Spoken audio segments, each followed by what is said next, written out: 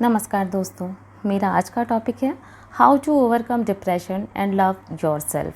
जी हाँ, डिप्रेशन एक ऐसा वर्ड जो हम बहुत सुनते हैं। 2-4 परेशानियां ज़िंदगी में आती हैं और हम खुद को डिप्रेस फील करने लगते हैं। छोटे छोटे बच्चे भी कहते हैं मैं बहुत डिप्रेशन में हूँ, आज का दिन अच्छा नहीं है, कोई काम नहीं हुआ, मैं बहुत डिप्रेस फील कर रहा हूँ।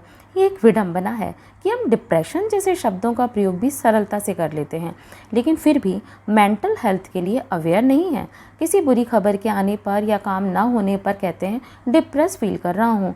कुछ लोगों को कुछ चीज़ों से घबराहट होती है, किसी एक चीज़ पर उनका कंट्रोल नहीं होता। यह एक मानसिक स्थिति है। जब आप खुद को हेल्पलेस फील करते हैं तो ये एंजाइटी है, पर जब आप खुद को होपलेस फील करते हैं यानी भविष्य से उम्मीद खो बैठते हैं तो यह एंजाइटी के साथ डिप्रेशन होता है। डिप्रेशन यानी अवसाद एक ऐसा मनोवैज्ञानिक रोग या सिंड्रोम, मतलब मनोभाव संबंधी दुख। यह अवस्था व्यक्ति के प्रेम संबंधों को लेकर अत्यधिक गंभीर होती है। किसी भी व्यक्ति का अपने साथी के प्रति अत्यधिक लगाव इसका सबसे बड़ा कारण होता है। ऐसे व्यक्ति से दूर हो जाना उसके लिए असहनीय होता है। व्यक्ति स्वयं को लाचार, निराश अनुभव करता है। उस व्यक्ति के लिए सुख, शांति, सफलता, हंसी खुशी, यहाँ तक कि संबंध भी बेईमानी से हो जाते हैं। उसे सभी जगह से निराशा, तनाव, अशांति, अरुचि प्रतीत होने लगती है। एक साइकोलॉजिकल टर्म है ये डिप्रेशन, या फिर एक केमिकल्स एक तरह के हैं जो हमारे ब्रेन में रिलीज़ हो रहे हैं। कभी कभी हम इन सब चीज़ों में कुछ कनेक्शन नहीं बैठा पाते, हम समझ नहीं पाते हैं कि असल में डिप्रेशन है क्या। हम क्या करते हैं, हम हमेशा प्रॉब्लम के एक छोटे से फ्रेगमेंट को देखते हैं, उसे पूरी तरह नहीं देखते। हमारी हॉलिस्टिक अप्रोच नहीं है ना, हमें जड़ तक जाने की कोशिश करनी चाहिए। डिप्रेशन के बहुत से कारण हो सकते हैं, ये कोई लाइलाज बीमारी नहीं है। बस ऐसे व्यक्ति को ठीक से समझने की ज़रूरत होती है। ऐसा व्यक्ति आत्महत्या तक कर सकता है, इसलिए घर वालों को सजग रहना चाहिए। परिवार या कोई भी सदस्य परिवार का जो अकेला या गुमसुम रहता है, अकेले में समय बिताता है, निराशा भरी बातें करता है, उसे तुरंत किसी अच्छे साइकोलॉजिस्ट से मिलवाना चाहिए, एक अच्छे काउंसलर से मिलवाना चाहिए। समस्या बढ़ने पर मनोचिकित्सक की मदद लेनी चाहिए। उसे अकेला कभी भी नहीं छोड़ना चाहिए। डिप्रेशन अक्सर दिमाग के न्यूरोट्रांसमीटर्स की कमी के कारण होता है। न्यूरोट्रांसमीटर्स हमारे दिमाग में पाए जाने वाले कुछ केमिकल्स होते हैं जो दिमाग और शरीर के विभिन्न हिस्सों में तारतम्यता स्थापित करते हैं। ये माना जाता है कि 10 पुरुषों में से 1 और 10 महिलाओं में से हर 5 को डिप्रेशन हो सकता है। इसका रीज़न ये कहा जाता है कि महिलाएं कुछ पुरुषों की अपेक्षा अधिक डिप्रेसिव हो सकती हैं। कारण है उनका इमोशनल होना। कई बार व्यक्ति में अतिरिक्त चिड़चिड़ापन, अहंकार, आक्रामकता, नास्तिकता, अपराध या एकांक की प्रवृत्ति भी पनपती है। व्यक्ति नशा करने लगता है। ऐसे में ज़रूरी है कि हम किसी मनोचिकित्सक से संपर्क करें, व्यक्ति को खुशहाल वातावरण दें, उसे कभी अकेला ना छोड़ें, उस पर टिप्पणी ना करें, उसके कॉन्फिडेंस को बढ़ाने का प्रयास करें, उसके इंटरेस्ट और उसकी हॉबीज़ को बढ़ाने में उसकी सहायता करें। अगर हम अपने दिमाग में लगातार पॉजिटिव थॉट्स लाते रहें तो हम बहुत हद तक डिप्रेशन से दूर हो सकते हैं। कभी भी हमें अपने माइंड में नेगेटिव थॉट्स नहीं लाने चाहिए, ना ही हार के डर से टेंशन में रहना चाहिए। हमेशा सोचिए कि एक विफलता है, एक फेलियर ही हमारी सफलता से को दूर नहीं कर सकती, क्योंकि हार के बाद ही जीत है। हर रात की सुबह होती है, इसलिए जो भी होगा अच्छा ही होगा। एक्चुअली कोई भी व्यक्ति जब गुड फील नहीं करता है तब वह खुद को तनाव में पाता है। ये एक बैड फीलिंग है जो फिज़िकली भी हो सकती है और मेंटली भी। जैसे हम कुछ दिनों के लिए बेड पर आ जाएं, मतलब हम बीमार हो जाते हैं, कभी दुर्घटनाग्रस्त हो जाते हैं और कुछ लंबे समय के लिए हम बेड पर आ जाते हैं, तो हम खुद को कैसा महसूस करने लगते हैं? अकेला और तनावग्रस्त। अब ये फिज़िकली और साइकोलॉजी दोनों हो सकता है। फिज़िकली हम बीमार हुए हैं तो उसका असर साइकोलॉजिकली है। डॉक्टर क्या करेगा? फिज़िकली हमको ठीक करने की दवा देगा, पर साइकोलॉजिकली ठीक होने के लिए हमें खुद ही खुद पर काम करना होगा। अपना आत्मविश्वास बढ़ाना होगा, अपनी विल पावर स्ट्रॉन्ग बनानी होगी। कई बार आपने अनुभव किया होगा कि 6 महीने से निराश, परेशान, दुखी आदमी भी अचानक से खुश दिखने लगता है, उसे कामयाबी मिलने लगती है। जानते हैं क्यों? क्योंकि उसने खुद पर काम किया है, खुद की शक्ति को पहचान लिया है। उसे समझ आ गया है कि ये दुखी रहकर, परेशान रहकर जीवन में आगे बढ़ना संभव नहीं है। This is called psychological change. अब आपको समझ आएगा कि आपका जीवन महत्वपूर्ण है। जैसे कोई आपकी खुशी है, वैसे ही आप भी तो किसी की खुशी हैं, किसी की पूरी दुनिया आप हैं। तो उठिए और खुद पर काम कीजिए, खुद को जानिए, खुद को पहचानिए, खुद से प्यार कीजिए। दुखी परेशान रहकर दुख को बढ़ाइए मत। और हम क्या करते हैं? हम यही तो करते हैं। जब हम उदास होते हैं तो कैसे गाने सुनते हैं, सैड, दुखी, जो हमें और सैड बना देते हैं, रुला देते हैं। अब क्या हो रहा है, फिज़िकली जो केमिकल्स बॉडी में, माइंड में रिलीज़ होने चाहिए वो कौन से होंगे, फिज़िकली हमें अपसेट करने वाले, यानी सर दर्द, चिड़चिड़ापन, जी खराब होना, पेट खराब होना। और ये सब होगा तो हम डॉक्टर के पास जाएंगे और डॉक्टर क्या करेगा, हमें फिज़िकली ठीक होने के लिए दवा दे देगा। अब हम फिज़िकली तो ठीक हो गए, कैसे, स्ट्रेस बढ़ाने वाले केमिकल्स दबना शुरू हो गए, पर उससे टेम्परेरी रिलीफ मिलेगा, ये सॉल्यूशन नहीं है। परमानेंट सॉल्यूशन क्या है, परमानेंट सॉल्यूशन है साइकोलॉजिकली चेंज।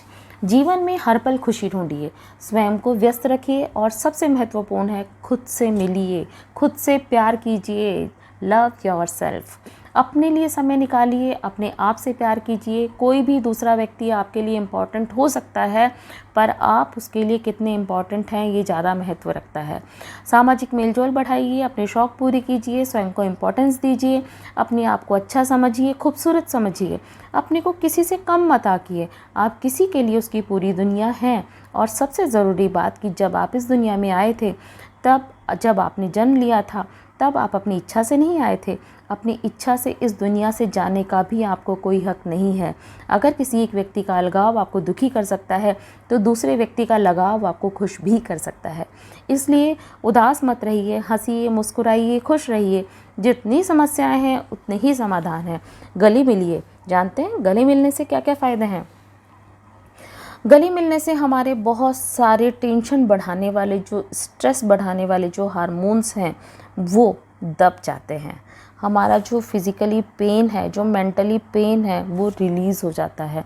हमें अच्छा लगता है, अंदर से खुशी मिलती है।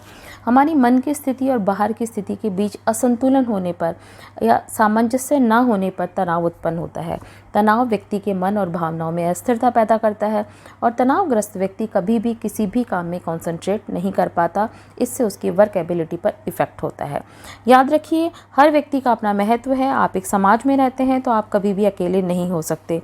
बहुत से लोग आपके हैं, अपने हैं, आप किसी से कम नहीं हैं। तो अपनी एबिलिटीज़ को पहचानिए, स्वयं पर विश्वास कीजिए, अपना कंपैरिजन किसी से मत कीजिए, अपनी ज़िंदगी को खुशी से जिए, हमेशा खुशी को चुनिए, अपनों को चुनिए, प्यार दीजिए, प्यार पाइए। दिल में दर्द है तो छिपाइए मत, बताइए। आपके पास जो है वो आपका है, अपना है, बहुत अच्छा है, उसका महत्व समझिए, कद्र कीजिए। ईश्वर से जो मिला है, जो केवल आपके लिए बना है, उसकी कद्र कीजिए। थोड़ा अच्छा, थोड़ा बुरा, थोड़ा कम, थोड़ा ज़्यादा, पर आपका। चलिए एक छोटी सी बात बताइए कि जो कुछ भी हमारे पास है, हम उसे छोड़कर दूसरे के बारे में क्यों सोचें, क्यों ऐसा करें, क्यों हम दूसरे से उम्मीद करें? मत कीजिए। आप उम्मीद करते हैं, जब उम्मीदें टूटती हैं तो आपको दर्द होता है।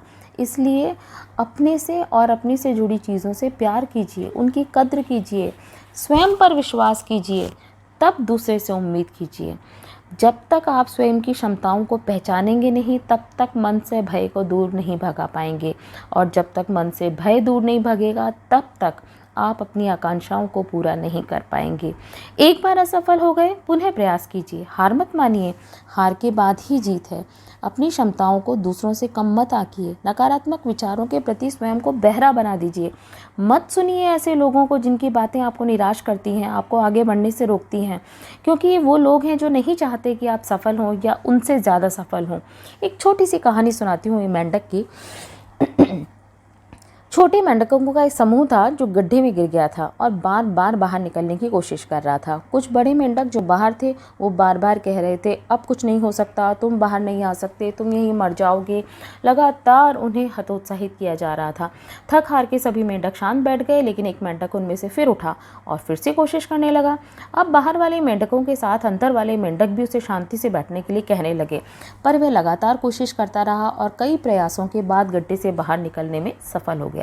बाहर खड़े मेंढकों ने उससे जानना चाहा कि ऐसा कैसे कर पाया, पर वो तो उछलता कूदता वहां से चल दिया। तब पता चला कि मेंढक तो बहरा था।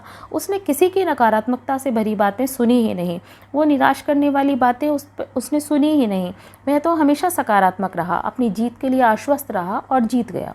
बस ऐसे ही बुरी और नकारात्मक निराश कथनों के प्रति आप भी बहरे हो जाइए। केवल वो सुनिए जो आप सुनना चाहते हैं, जिनसे आपको ऊर्जा मिलती है, जिससे आप प्रेरित महसूस करते हैं। सकारात्मकता से भरी बातें आपको सदैव ऊर्जावान रखेंगी, खुश रखेंगी और आपको अपने ऊपर विश्वास रखने के लिए प्रेरित करेंगी।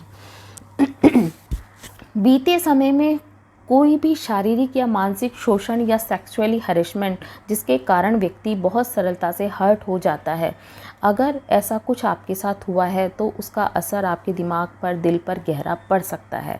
कुछ ऐसी दवाइयाँ जो आप नशे के तौर पर या किसी लंबी बीमारी के इलाज में ले रहे हैं, उसका साइड इफ़ेक्ट हो सकता है। वो डिप्रेशन लेवल को बढ़ा सकती हैं। फैमिली मेम्बर्स और फ्रेंड्स के साथ पर्सनल कॉन्फ्लिक्ट्स और डिस्प्यूट्स होना हमारे डिप्रेशन को बढ़ा सकता है। हमारे किसी प्रिय व्यक्ति की मौत होना या उसे हमेशा के लिए खो देना भी डिप्रेशन के रिस्क को बढ़ाता है। ये सभी बायोलॉजिकल इफेक्ट हैं। फैमिली में अगर कोई डिप्रेशन की हिस्ट्री रही है तो कुछ ऐसे डिफरेंट जीन्स होते हैं जिनके कारण डिप्रेशन बढ़ सकता है। कभी कभी कुछ अच्छी घटनाएं भी डिप्रेशन को बढ़ाती हैं। जैसे हमारी लाइफ में कुछ बड़ा चेंज होने वाला है, एक नया जॉब लगा है या फिर हमारी शादी होने वाली है। ये सब टेम्परेरी हैं, क्योंकि इनसे जुड़ी चीज़ें जैसे losing job, getting divorced, retiring, ये सब कभी भी नॉर्मल नहीं होता। एक लंबी बीमारी या और कोई मेडिकल कंडीशन भी डिप्रेशन को बढ़ा सकती है। इन सब चीज़ों से खुद को बाहर निकालना ज़रूरी है, क्योंकि ये सब चीज़ें टेम्परेरी हैं। कोई भी चीज़ हमारी लाइफ में परमानेंट नहीं होती है जो हमारे दुख को बढ़ाती रहे। अगर हमें इन सब से बाहर निकलना है तो सबसे ज़रूरी है खुश रहना। ज़रूरी है कि खुश रहिए, खुद से प्यार कीजिए, खुद से जुड़े लोगों से प्यार कीजिए। रोज़ सुबह एक नए कॉम्प्लीमेंट के साथ उठिए। सकारात्मक सोच की शक्ति का इस्तेमाल कीजिए। खुद के लिए समय निकालिए। अपनी आंतरिक शक्ति को पहचानिए। केवल सकारात्मकता, पॉजिटिविटी पर फोकस कीजिए। एंगर को दूर भगाइए। केवल हैप्पी पीपल्स को देखिए। अपने अंदर बचपन बनाए रखिए। खुद की प्रशंसा कीजिए। दूसरों के लिए अच्छा बनने से पहले खुद के लिए अच्छा बनिए। जब आप खुद से प्यार करते हैं, अच्छा फील करते हैं, खुशी महसूस करते हैं, वो भी बिना किसी दूसरे व्यक्ति की आवश्यकता के, खुद को एक बार अपनी प्रायोरिटी बनाइए। ये सेल्फिश होना नहीं है, ये आवश्यकता है। आप जैसे हैं वैसे ही खुद को प्यार कीजिए। Empower yourself, express, bless, forgive, trust, accept, value, be yourself. अगर आप खुद को प्यार नहीं करेंगे तो हमेशा ऐसे लोगों का पीछा करेंगे जो आपसे प्यार नहीं करते, पर फिर भी आप उनसे प्यार पाना चाहते हैं, और यही सिचुएशन आपको निराश करती है, जिसके लिए हम खुद ही जिम्मेदार होते हैं। तो सबसे पहले अपनी देखभाल कीजिए। पूर्णता से, गहराई से, ईमानदारी से, विश्वास के साथ प्यार कीजिए, क्योंकि आप ही वो इंसान हैं जिसे आपके साथ पूरी ज़िंदगी रहना है। कोई दूसरा व्यक्ति आपको छोड़ सकता है, पर आप खुद को कभी नहीं छोड़ सकते। तो खुद से प्यार कीजिए, खुश रहिए, डिप्रेशन दूर भगाइए और खुद को कभी भी किसी से कम मत आंकिए।